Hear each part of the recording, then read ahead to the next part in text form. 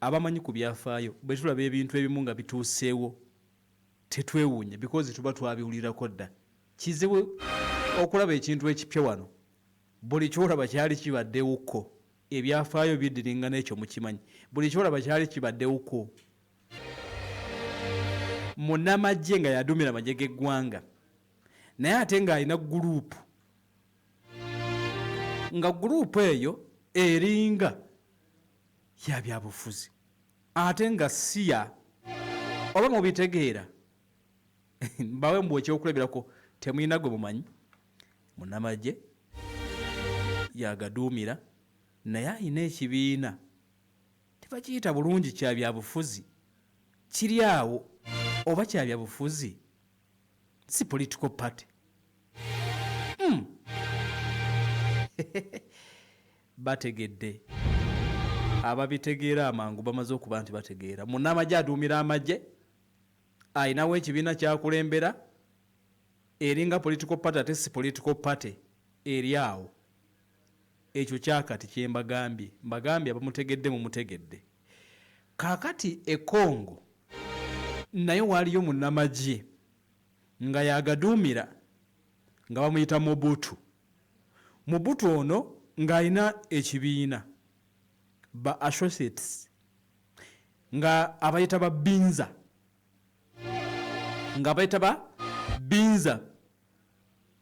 kati ba Binza bano yali faction, a political faction yali faction nga mulimu high ranking government figures. Binza eya munnamagye Mobutu ng'erimu ate abakulu mu gavumenti. Wow, byafaayo nga byagala kufaanagana. PLU erimu baminisita mu gavumenti ya Kaguta. Mubitegedde olwo? Kati awo mbalaba mujjirira okubitegeera. Ebyafaayo bulijjo biddiriŋŋana. Omusajja munnamagye naye alina political group oba faction agiyita Binza. Wabula erimu several high ranking government figures nga bali mu gavumenti ate ne mu faction eno. And they began to influence state policy. Nga sebo basalawo eggwanga linaatambula litya ate nga ne Ssaaba Minisita ali mu gurupu yaabwe. Bannange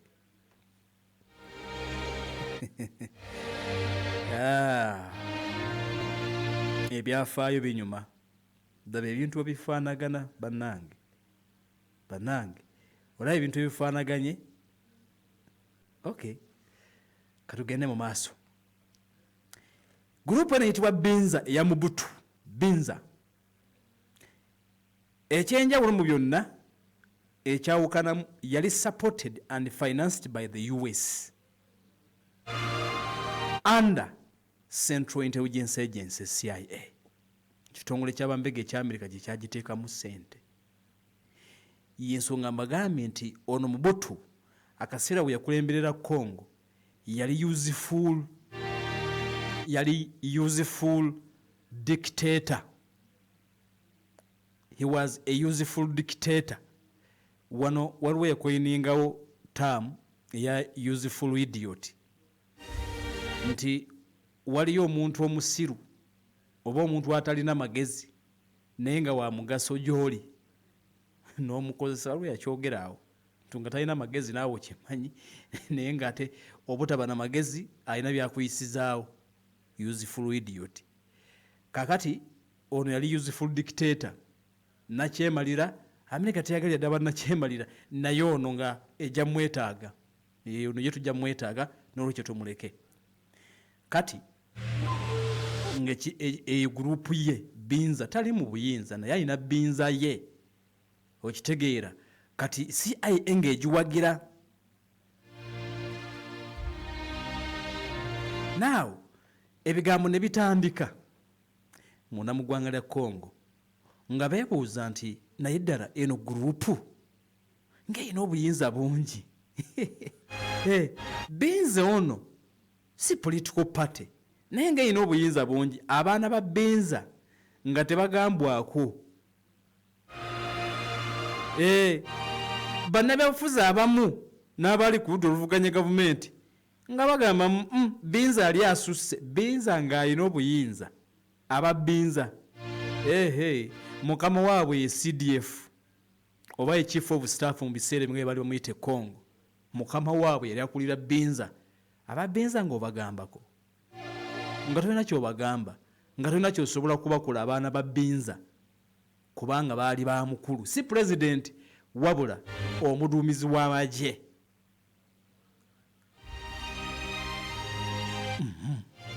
Nga tebasobya aba Benza mu ggwanga lya Congo balina emmundu.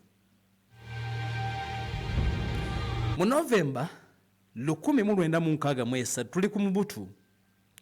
Novemba 1963 LNC oba CNL, Conseil National de Liberation, abavubuka bano kyali kibinja ekyabayekera ekyatandikibwawo. Eggwanga lyali lyakenunula naye nga nobaagala ddinunula gaa nti lino baatununula biki katuddemu tulinunule. Ebyafaayo biri bye mbagamba no buli lunaku nti olwaleero eggwanga lisobola okununulwa nga mumulaba mwami Museveni bwe yatununula mu 1986. Emyaka negiwera 40 omulala najja naga nti anze ate kamba nunule nange. Eggwanga tebalinunula mulundi gumu. Kati nerya America waliwo abaagala olinunula okuva mu Donald Trump gamba nti egusajja kugenda kwonoona eggwanga n'olwekyo tuddemu tulinunule. Kwegamba nti ebyobufuzi biri continuous bwe bityo ever. Yeno Museveni yatununula mu 86 naye 2026 40 years later waliwo agamba twenunule tugende mu Uganda empya. Twenunule bannange tugende mu Uganda empya. Naye ate ono yatununula emyaka ana ebyobufuzi bwe bityo. Mbazze Congo oluusi mbaleeta wano musobole obitegeera kubanga muwangalira wano. Kati Congo okulwanagana kususse bafunye obwetwaze ate ono agobyani abaana ne bagamba nti naye lwaki tetununula eggwanga lyaffe emyaka egi 3 twenunule neera. Ebyobufuzi bwe bityo. Kaakati Katonda agera ebintu bye. Temulaba Kyagulanyi ono Mungu n'asalawo kubanga era asobola. Katonda n'agera n'afuuka president ng'amaze okununula Uganda omulundi bagunaba gwakumeka simanyi.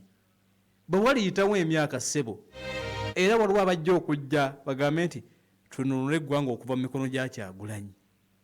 Aho kitegeera ebyobufuzi bwe bityo ate paka Mungu bw'aliyimirizaawo kiyama nga bwe bityo bwe bibeera.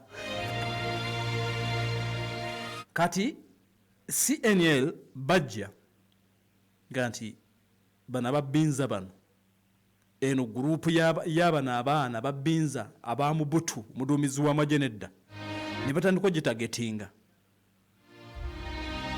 nga banoonya mukama waabwe era aba CNL baali successful ne Mubutu ne bamuwamba. Mubutu ne Victor Nendaka be baali mu gurupu ya Benza be baali bagikulembera bombi ne babawamba. Kibinja kyabayeekera kitandikiddwawo nti nakyo okununula Congo. Kati ne babawamba wabula Katonda babikako obusubi basobola okutoloka. And the coup was defeated. By mid 1964 masekati g'omwaka ogwo waali watandise okubaawo abalala abawakanya obukulembeze mu kitundu ekiyitibwa Kwiru ne Simba. Era okwekalakaasa okwatandika oba okuwakanya obukulembeze ne kugenda kusaanikira eggwanga erya DR Congo ne mu bitundu bya Eastern Region. Congo negwa mu mikono gy'abasajja bayitirivu abaali bagiddukanya. Amagye ga Mubutu agaali gagenda mu maaso n'okuleka nti gakulembera ne gateekawo embeera era territory eyo yonna ne gagiwamba omwaka 1965.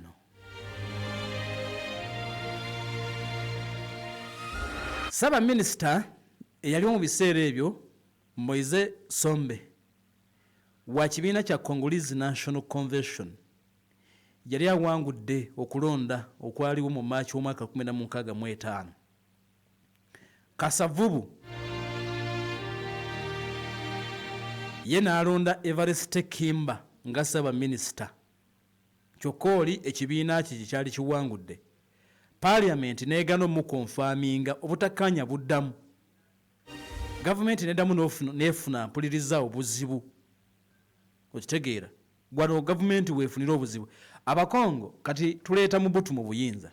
Mobutu ayina binza ye already abadde mu magye naye ng'ayina binza political faction group eri side awo.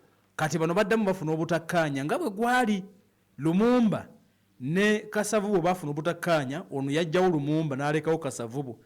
Kati okulonda okwa Maachi 1965 nga bwe nabagambye nti amagye mu Africa gakikozesa nnyo ne gatekinga advantage ey'ebyo bivudde mu kalulu nga si birungi ne gawamba ne mu Maachi we byali.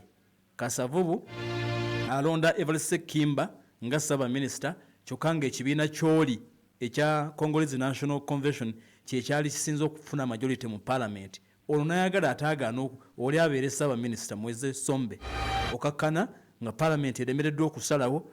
Kati omulundi ogwokubiri Mobutu n'agamba bwe muli mu muzannyo n'agamba naye ku luno bwe neekwatiramu sisobola kugira.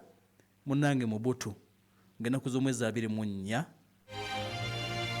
November yali yakaweza emyaka 35 gyokka egy'obukulu n'awamba obuyinza. Bonna n'abagoba. Kati awo n'akiwunzika ng'awagirwani America. CIA ng'ekulagana naye mu mpola.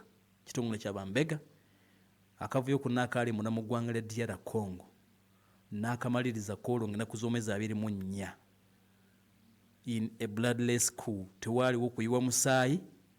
Obuyinza Mobutu Sese Seko Kukongomendu wa Zabanga n'agenda abutwala. Wabula agenda okutwala obuyinza nga experience gy'alina y'amaanyi.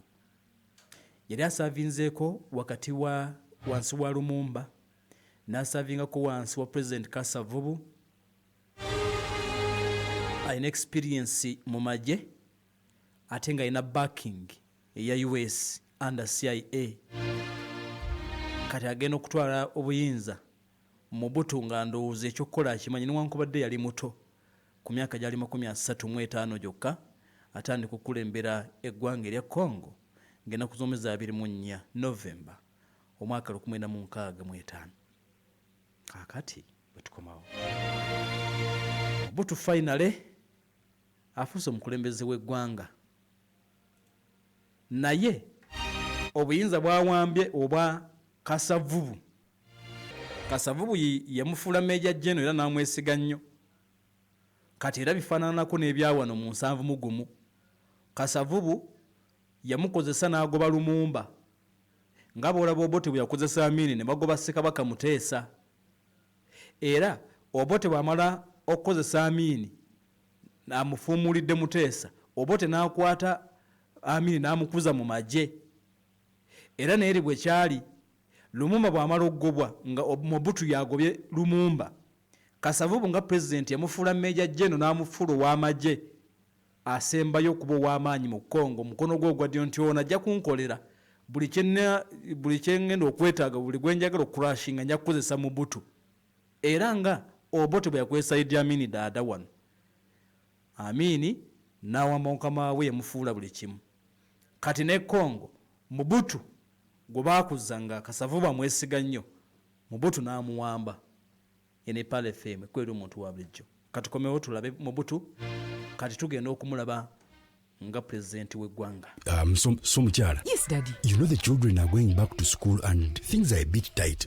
For now, why don't you take half of the fees to junior school, and for the school van contribution, we shall pay later. Daddy, why don't we pay using MTN Momo, where we stand a chance of winning school fees for a whole whole year and more. Hey. And also, participating schools can win a school van. You get it, Daddy? You're a very wise woman. That's right! Win school fees for a whole year and more. Get Momo goodies and a school van for participating schools. Simply dial *165 *80# or use the Momo app.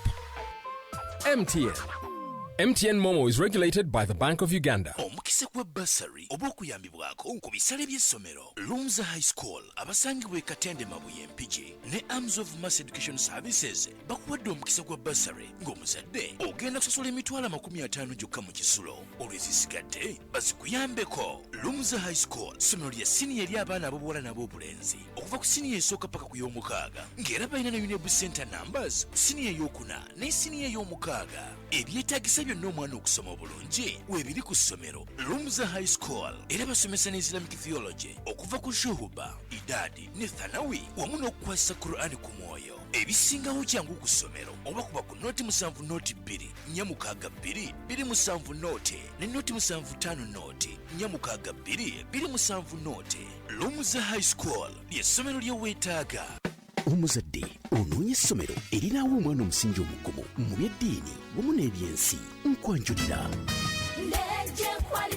Ndejje Quality School ekitiko Mutungo ly'essomero erimanyiddwa mu kusomesa n'okuyisa abayizi. Tuyina nursery ne primary ab'ekisulo n'abaveeka. Tusomesa eddiini mu bujjuvu. Tuyina Unable Center ey'oluzungu neya IPLE. Tukulaakulanya ebitone by'abayizi nga tuyita mu MDD Games and Sports ate kindergarten yaffe ne day section biri first class. Tusomesa ebyemikono omuli okufumba, okubekinga n'ebya computer. Jangu wandise omwana wo ku Ndejje Quality School. Tusangibwa kitiko Mutungo. Osobola okuyita ku Kigo Road oba e Kajjansi ku Muyono Express. Essimu 0701 34 16 42 oba 0772 34 16 42. Abazadde ffenna ku Ndejje Quality School. Customer, tusale style ki leero? Nsala kamarini ako kankolera. Gagenze oba tukoze tutya kyekintamya amasannyalaze ga wano. Okugendagenda kw'amasannyalaze tekikyali muziziko mu nkulaakulana ya bizinesi yo. Ventriste Technologies bakuleetedde solar generators ng'eno eyamba ku balina bizinesi mu masoso g'ebyalo. Oyina saluuni, video library, restaurant na buli kika kya bizinesi yonna eyeetaaga amasannyalaze agatavaako. Just musana gwokka ng'oba ku muzuuli. Kola ensimbi awatali kusasula bills ne Ventriste Technologies. Basangibwa Lukuli ku Zinaabala stage oba okube ku 0772 3 2 26 ne 0702 75 92 28. Ventriste Technologies. Power is on. Banakampala Central. Omununuzi wammwe David Lewis Lubongoya asonze. Kampala abadde n'ebizibu bingi ebyobusuubuzi ebitateredde, amataba mu kibuga n'okulema okupulaningira Kampala obulungi, emisolo egy'akaweerege, obutale obutafiibwako n'abavubuka abatalina mirimu ne bakozesebwa okumenya amateeka. Kati byonna David Lewis Lubongoya byaze okutereeza. Abaana ba ghetto mwenna, aba bodaboda, abasuubuzi, ab'omu butale, Lubongoya ye waffe alina omutima ogwa zaabu, awuliriza, afaayo. Yasanidde okukosibwa ekitundu kya Kampala Central olw'okufaayo kyova olaba abeera mu bifo 6 mu ssaawa emu. Ne mutuuka n'okwebuuza oba Lubongoya yeebaka ddi? Londa David Lewis Lubongoya ng'ennaku z'omwezi 15 January 2026 ng'otiikinga wali umbrella ojja kuba otiikinze David Lewis Lubongoya ng'omubaka wa palamenti owa Kampala Central. David Lewis Lubongoya SG ye waffe mu ghetto. Saawa yakulya luvimbo. MTN ekuleetedde kabode max empya mu size mpya. Vimba ne 6-inch screen. Onyumirwe GB 16 ez'obwereere ne GB 2 eza buli mwezi okumala emyezi 8. Kati gyefunire leero ku mitwalo 19 zokka mu maduuka ga MTN okwetooloola eggwanga lyonna. MTN nga tuli wamu tetuyimirizika. MTN erungamizibwa Uganda Communications Commission.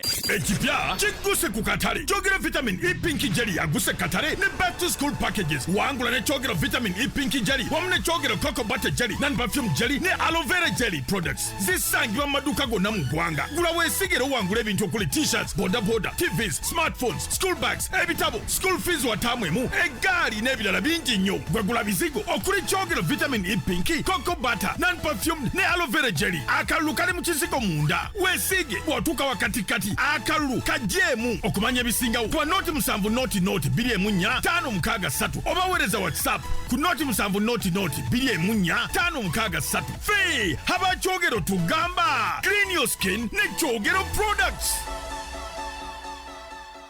Zaidi Kurani Memorization Center Nasara and Primary School Namagoma Nakitokolo semero lisomesa oluzungu n'eddiini okuva ku Nasara okutuuka ku primary ey'omusanvu mu byenjigiriza erize tunga ng'emiwalume ejjajja ne kade lituuza abayizi ebigezo bya Piero ine Piero nga bagunjula omuyizi ku musingi ogw'eddiini nga bamuyigiriza empisa n'ennono ez'obuyisiraamu entuufu okuva mu buto anti bulijjo ettooka oliwanirira likyali ku mugogo balina tahafidho ey'omulembe nga basomesa omuyizi okuva ku Yasaluna okutuuka ku kukwata Kurani ku mwoyo so nga batendeka n'abayizi baabwe ensoma za Kurani ez'enjawulo wamu n'ensomesa za Kurani olyoka okakasa nti ddala mbuga ekwagala ekuzimbya ku lwazi. Zaidi Quran Memorization Center Nasara and Primary School somero lya Dene Boarding balina omuzikiti gaggadde emmotoka ezitambuza abayizi n'endya n'ensula y'abaana ennungi ddala balina amasannyalaze n'essola ng'ebyobulamu n'ebyokwerinda bisibwako nnyo essira okwewala embeera ey'okwebaka akaboleredde ng'omunafu omulekera obuliri. Zaidi Quran Memorization Center Nasara and Primary School lisangibwa Namagoma Nakitokolo ku luguudo lw'e Masaka ng'okuwandiika abayizi kugenda mu maaso buli lunaku anti bulijjo omwangu yatta enswa bakubire ku 0743 489 886 oba 0782 720 695 ne 0742 090 242. Wangula school fees n'okusingawo ne MTN Momo. Sasula school fees z'omwana wo ng'okozesa Momo ofuuke nnamukisa ayinza okwewangulira school fees za mwaka mulamba. Ate essomero erifuna school fees ng'abazadde bakozesa Momo nalyo lifuna omukisa oguwangula school van.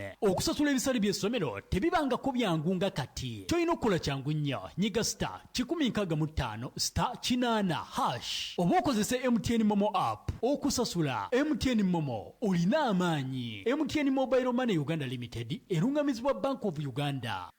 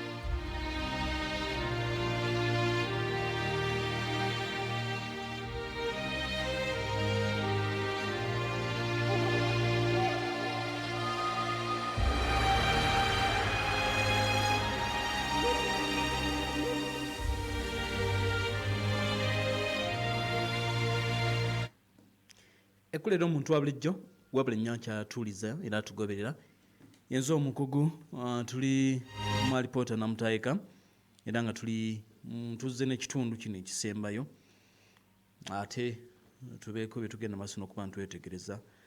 Mobutu Sese Seko Konkungumendu wa Zabanga bwe tuli mu kwetegereza tugenze okugenda mu kuumulamu tubadde tumulesa afuuse president mu ngeri yonna gye yafuukamu ebyali bigenda maaso kutuganye ng'abikooye Mobutu. Ebyali bigenda maaso ng'abikooye agamba nti kaakati bano beetaaga kuwamba batugenda okutandikira ate tumalirize eya leero. Professor Dr. Katumba Hussein Njajja Wahabo wali ku lw'ebusaabalanko obuuzizzaako nnyo weba nnyo okuba nti eyo tugoberera nengeddeko abalala wano abalina obubaka bwe bampeereza Zaidi Embalo Namugongo. Mobutu yakola kibi obutajjukira yamwola. Okay, webale nnyo webalidde okuba nti ogoberera abalala benengedde wano agenti webale tuweereze ekituufu kiri nti ebiruwo kati si bipya nyongedde okukitegeera Sempijja wali mu Namayiba Tax Park wali atumbudde. Nage kwe tuli mu class ye Dignity ali wali Rutete Gaza Road wasinze okuba nti atugoberera. Godfrey ali mu UAE Sharjah agambye nti kwe tuli wano tugoberera story ya Mobutu Sese Seko n'abalamu n'abataddeko bwe bale nnyo mwebale ddala. Kati aba Speed Plus Holdings Company Limited basabaza ebintu okuva e China okubireeta mu Uganda batika containers enamba bobeera omu 20 feet ate ne 40 feet. Bayina warehouses EU City ne Gwanzu era ng'ebintu byo bibeera safe. Bafunira bakugatta nabo bw'oba olina ebintu bitajjuza container. Bayamba bakira nti okubayunga ku basuppliers e China era bakuwa ba interpreter mu lulimi oluchina. Bakuyamba okusendeka ssente eri basuppliers e China. Bakwanguyiriza okuleeta ebyamaguzi mu nnaku 21 emali beetuuse Mombasa ennaku 3 nga biri Kampala mu warehouse. Bakwa house bill ne weekolera ku nsonga z'omusolo mu bwangu nga tomenyese nakulwawo. Offices zaabwe ziri wali ku William Street opposite DFCU Nomaka Towers. Senge namba N10 esimu noti musamu noti 2 782 noti musamu noti 2 382 eri noti musamu noti 2 382 noti musanvu musanvu 2 5 noti emu 24.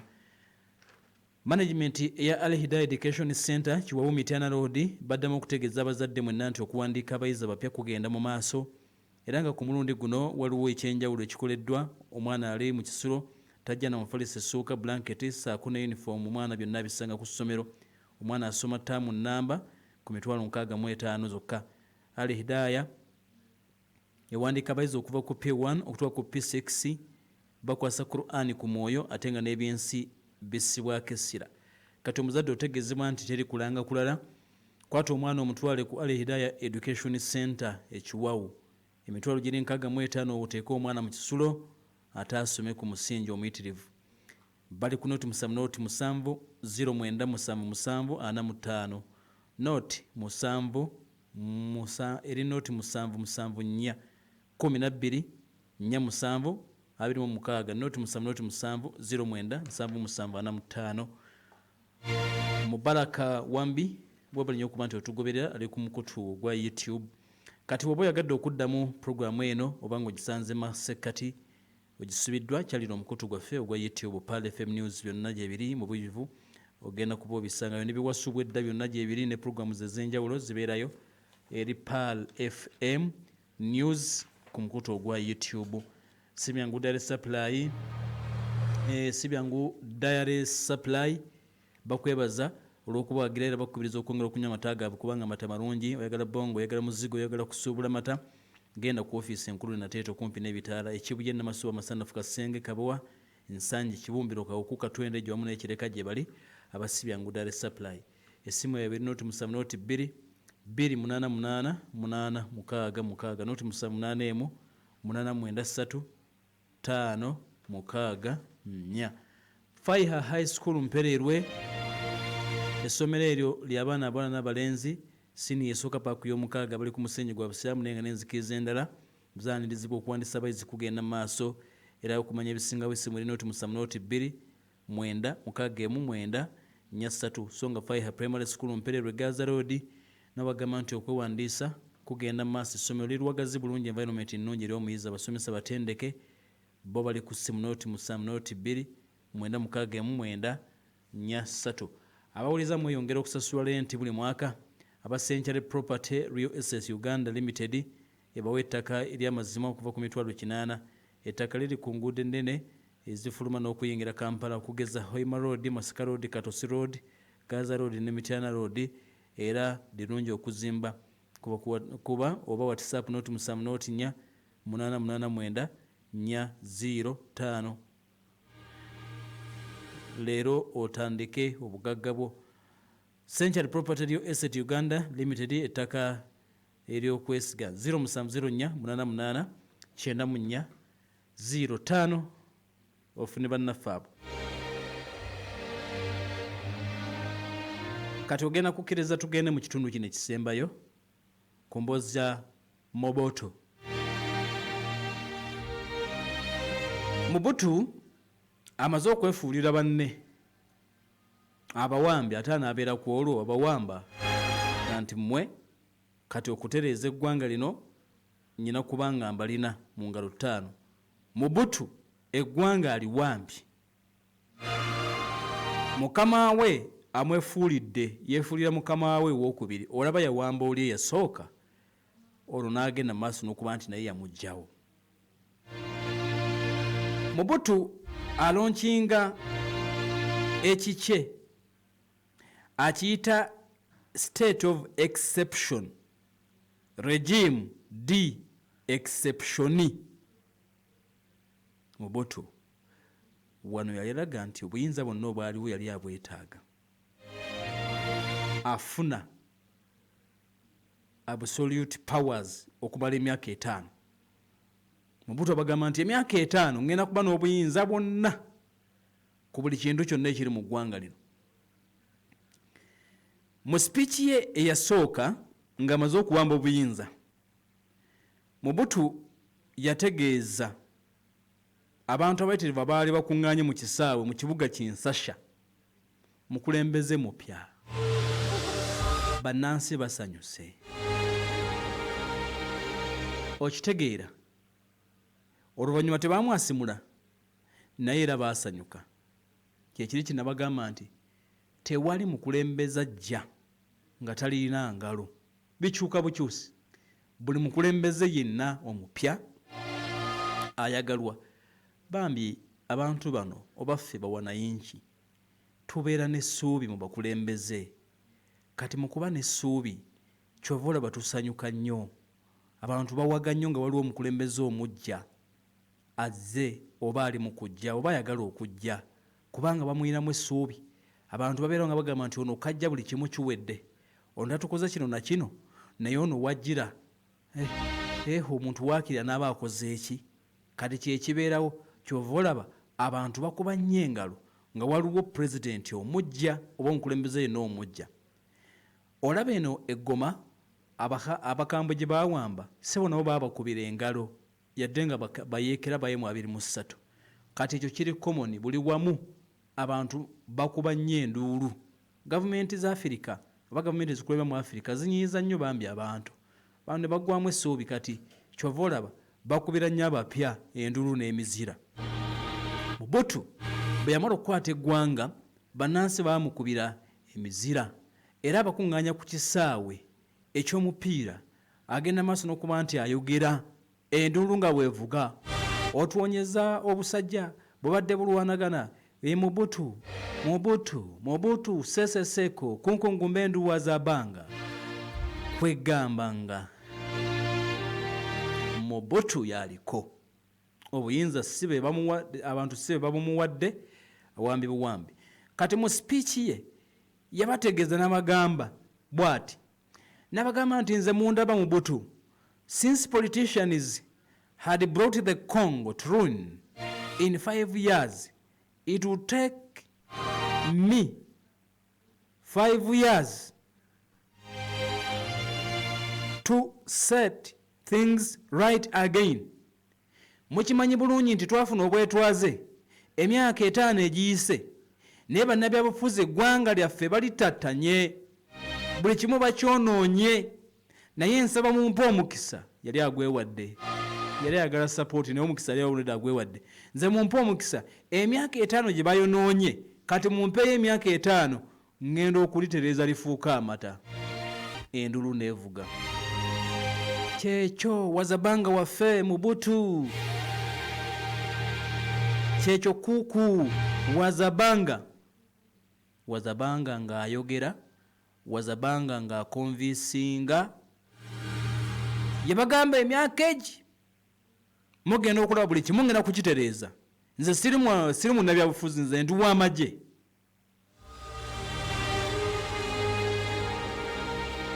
naye era n'abagamba nti engeri kiri nti eggwanga lyaffe lyonooneserwa byabufuzi ebibadde wano ebibi mbakakasa ebyobufuzi katusooke tubiwere emyaka 5 tetugenda kuba na bibiina byabufuzi wano ne baga kyekyo baatutamadde abalya buli ssente bekusa bokka abantu ne bawaga ali mu kisaawe ayogera ebyobufuzi tubiweze emyaka 5 there will be no more political party activity tewagenda kubaawo muntu yenna Moboto Sese Seko. Kaakati Mobutu ono bannansi bakubye engalo naye nga bamanyi gwe bakubira engalo.